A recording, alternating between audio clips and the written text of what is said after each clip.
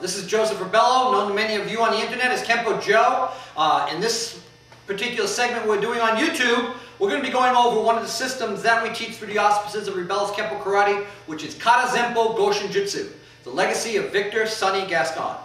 And in today's YouTube segment, we're going to be going over combination number 3.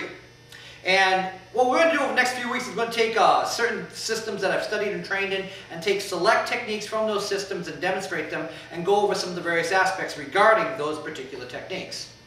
In this case, combination 3, or some people might know it as defensive maneuver 3, is one of the legacies that came from Karazenpo Goshinjutsu, which is an offshoot of Sonny Gascon's Kajukembo system, as well as the older Kempo systems from Professor Chow on down. It then came to the United States via George Basari, in turn who taught it to Professor Nick Serio, who in turn taught it to Fred Villari, who in turn also worked, he and Charlie Matera were stablemates, and they in turn taught the newest generations through the Fred Villari studios and United Studios of Self-Defense and any offshoot on down. We're going to be going over, again, combination 3. Now let's go over it in the air. Originally, horse stance, hands full chambered, very traditional. As the person attacks, we step with our left foot into our left half moon stance, executing a front 2-knuckle punch to the groin, reaching, grabbing up at our opponent's right shoulder, pulling down, back 2-knuckle to the temple. Later on, there is an extension. You reach across to the opposite shoulder, pushing with one arm as you pull with the other, reverse cover step, front 2-knuckle to the face. From a side view, actually we'll reverse the angle. Many times we'll also see it as a forward leaning stance, a forward stance. Front 2-knuckle, grab, back 2-knuckle, reach across, pull. Got the basic idea? Well, let's go over some different aspects regarding it. With the assistance of, sir? Sir? Come on over. This is Mr. Justin Terrian from Swansea Self-Defense Center, located in Swansea, Massachusetts. We're going to talk about a couple of things that, as I worked on the particular systems and dealt with some of the first generation students and instructors, these are some of the things they would tell me. First of all, they told me originally that a lot of times they never stepped through punches. Karate people did that. Again, they were dealing mostly with boxers. So what we're going to do here, actually we're going to reverse positions here. What's going to happen is Justin's going to adopt a boxer stance. So he's going to get into his left lead. He's got a left jab, left jab, oh right, straight right, left hook, right uppercut, left hook, overhand right. That's his tools. So he's not going to step in with his right foot. Why? Because unless he's a southpaw, he's going to adopt the conventional boxer's lead. So I'm going to do a conventional boxing response. I'm going to slip the punch. So originally, traditionally, it was done in the horse stance. So when you shoot the punch, boom, I slip the punch. I don't have to check it. I don't have to do anything to it. I'm slipping the punch. At this point, I execute my front 2-knuckle directly into my opponent's groin. Normally into the groin where it matches with the bladder, again causing the body to fold forward. Obviously he's not going to leave his arm up there because I just punched from full power in this very soft, tender area of the groin.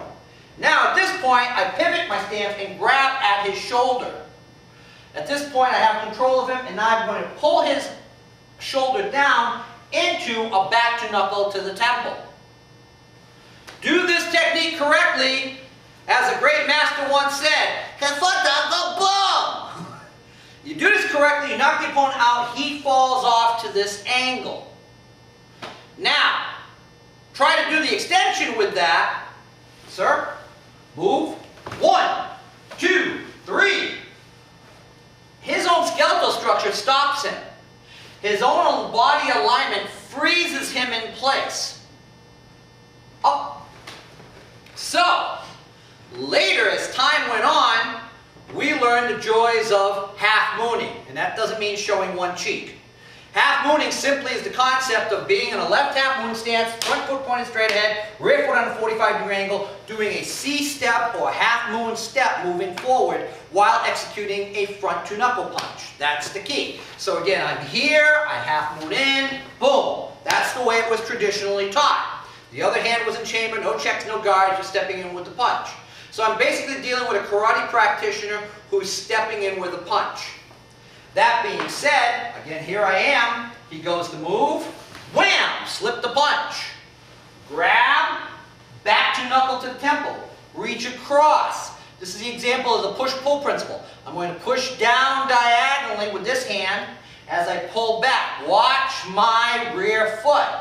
I'm going to execute, in American Kempo, we call this a reverse cover step.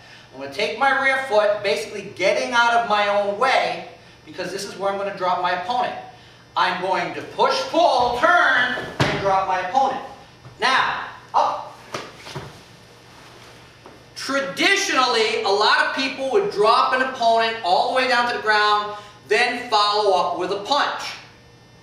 Years ago, I worked with the Karazenpo group from Bakersfield, California, through a gentleman, Mr. Larry Hooker, and also some of his students in the Bakersfield area. And when I was explaining to them combination 3, which through their lineage, through David NUANU, they didn't have these combinations. They didn't have these techniques. So when I was demonstrating this particular technique, as I explained to them, you don't hit the person when he's on the ground, because that's illegal. Once you've hit a person on the ground, you're the attacker. But there's nothing illegal about hitting him on the way to the ground, assisting him to the ground. So at that point, what I did is I put a headgear on one of the black belts there, and as I took my hip, bang, right in the foot, and drove him to the ground. He was like, I've never been hit like that before. I told him, well, you don't get out much. So when we do this technique, again, once again, go. 1, 2, 3, reach across. Push, pull, wham! Hit him on the way down. That's the key. Up. Now, so we're going to switch positions, so right here. So again, to reiterate, from the horse stance, move. 1, 2, 3, reach all the way across, grabbing the opposite shoulder, push-pull principle. Push-pull turn, there he is. That's the key. And the key ingredient is as you turn him, wham, assist him to the ground. Up. Again, a lot of times on the internet I hear, well, there isn't a lot of stuff on Karazenpo Goshinjutsu. Well, there's a book coming out, but it's not out yet. Well, there's no videos out, etc. Let this be a new beginning. Let this be for every person who's asking about Sonny Gascon's lineage, asking about Victor Sonny Gascon's orientation and his style. Again, now you have a little bit about the history and the breakdown and the lineage of the system.